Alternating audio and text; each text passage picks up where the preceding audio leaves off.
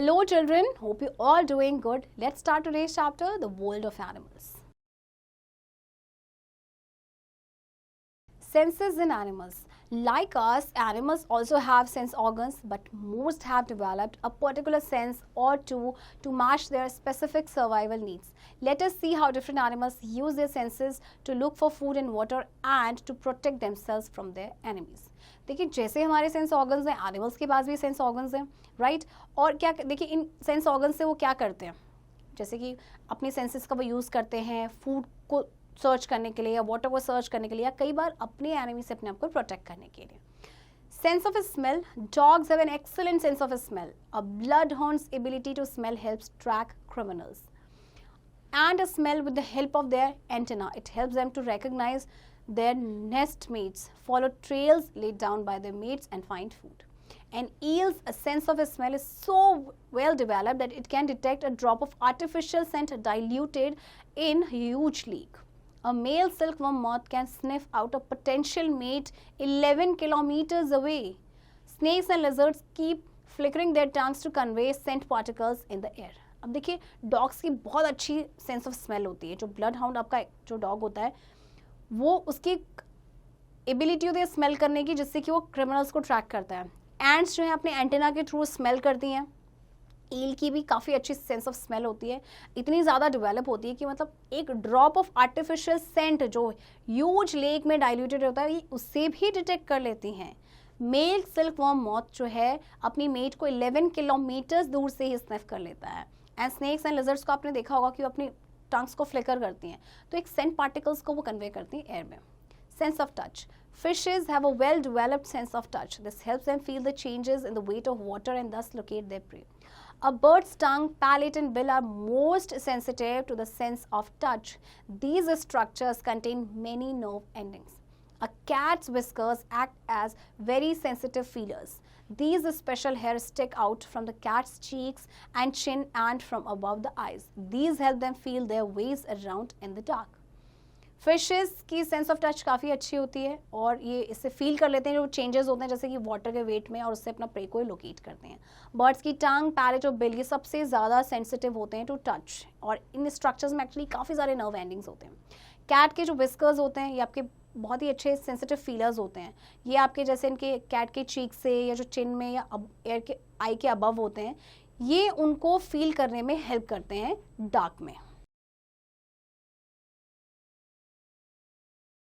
Sense of taste. Butterflies, bees and houseflies have taste buds on their feet. देखिए इनके taste buds कहाँ होते हैं? इनके feet में होते हैं.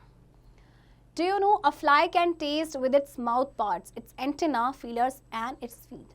Fly जो है taste करती है अपने mouth part से, इसका antenna और इसके feet से. Ants have a well-developed sense of taste and can distinguish sour, sweet, bitter and salty flavors. Ants do not have organs of hearing, but they use their knees to pick up vibrations passing through the leaves on the ground. अच्छा, ants पता क्या है कि sense of test भी इनका काफ़ी developed होता है. इनको पता चल जाता है कि ये सावर है, स्वीट है, बिटर है या सॉल्टी है. इनके अलावा इनके हियरिंग ऑर्गन्स नहीं होते हैं, बट ये अपने नीज का यूज़ करते हैं वाइब्रेशंस को पिक करने के लिए. Snakes do not have external ears. They actually cannot hear the music of the snake charmers. Instead, they respond to the movement of the snake charmer and the flute. Snakes के external ears नहीं होते हैं. ये जो snake charmers दिखाते हैं उनकी voice को भी, उसका जो म्यूजिक होता है उसको नहीं हियर कर पाते. एक्चुअली वो जो स्नेक चार्मर का जो मूवमेंट होता है या जो फ्लूट का मूवमेंट होता है उसके अकॉर्डिंग वो रिस्पॉन्ड करते हैं. Sense of vision. Eagles, hawks and vultures can see their prey from many kilometres away. Nocturnal creatures that are active at night like mice, bats, owl and moths have best night vision. Birds have a keen sense of sight. Their eyes are large and produce large, sharp images, especially during flight. आपके ये जो birds हैं जिन्हें इनको अपना prey जो है कई किलोमीटर्स दूर से दिख जाता है. Nocturnal creatures यानी कि जो नाइट में एक्टिव रहते हैं उनकी नाइट विजन बहुत अच्छी होती है. इसी तरह से बर्ड्स की एक अच्छी सेंस ऑफ साइट होती है.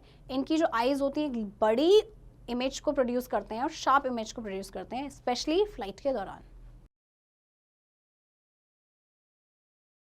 Sleeping differently. Like us, animals also need rest and sleep. Different animals sleep in different ways. Cows sleep with their eyes open. Bats sleep hanging upside down from a branch of a tree.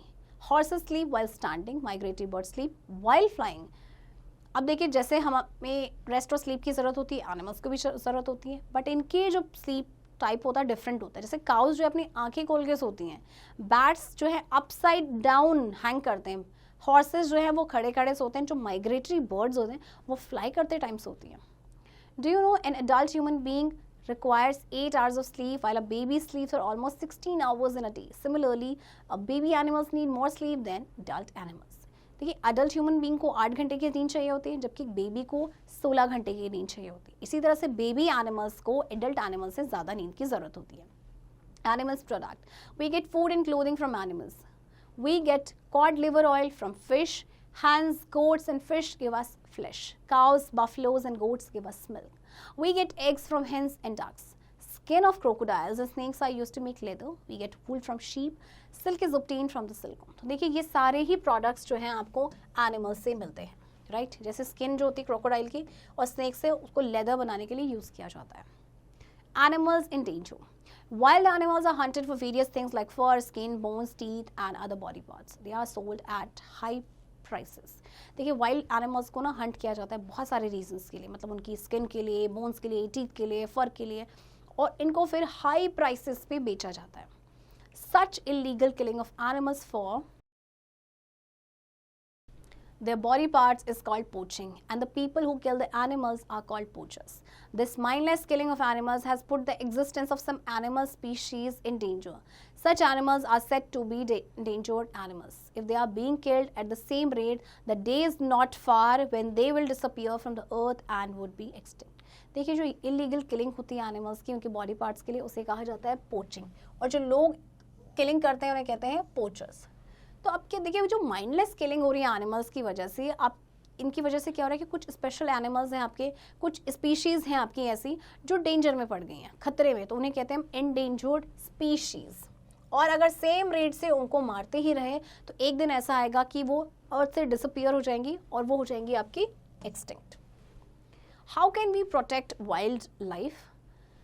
We need to preserve and protect our wild life. Follow the given rules to do so. Stop others from killing animals. Keep a check on the growth of human population. If population increases, more and more forest will be cut by the people. Set up national parks and wildlife sanctuaries in different parts of the country. Put a ban on the sale and export of products obtained from endangered animals. तो देखिए हम wild life को कैसे protect कर सकते हैं. सबसे पहले तो लोगों को हमें स्टॉप करना होगा कि वो एनिमल्स को ना मारें. ह्यूमन पॉपुलेशन की ग्रोथ को चेक करते रहना होगा, क्योंकि पॉपुलेशन बढ़ेगा तो आपके ज़्यादा से ज़्यादा जो फॉरेस्ट हैं वो कट होंगे लोगों के द्वारा. National parks and wild life sanctuaries बनाई जा सकती हैं कंट्री के डिफरेंट पार्ट्स में. सेल एंड जो एक्सपोर्ट हो रहा है इन प्रोडक्ट्स का जो हमें एंडेंजर्ड एनिमल से मिलता है, उन पर बैन लगना चाहिए. Our dependence of animals. We all depend on animals for various things. Even some people depend on animals for their livelihood. It is not wrong to use animals to earn living, but often animals are kept in cages or chains. They are even beaten mercilessly. In a circus, many animals are even forced to do dangerous acts. These practices should be stopped. देखिए हम बहुत सारी चीज़ों के लिए animal पे dependent है. कुछ लोग जो है अपनी लाइवलीहुड के लिए भी डिपेंडेंट हैं.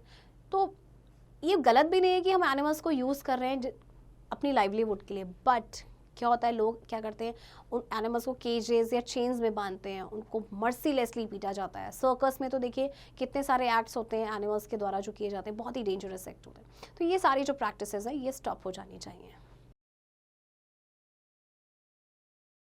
Recap. Animals also use their sense organs to communicate with one another to find food and escape danger. We get food and clothing from animals. Different animals sleep in different ways. Many animals are in danger of getting extinct. We need to preserve and protect our wildlife. Children, I hope आपको chapter समझ आया होगा and इस chapter की practice अब आप खुद से करेंगे.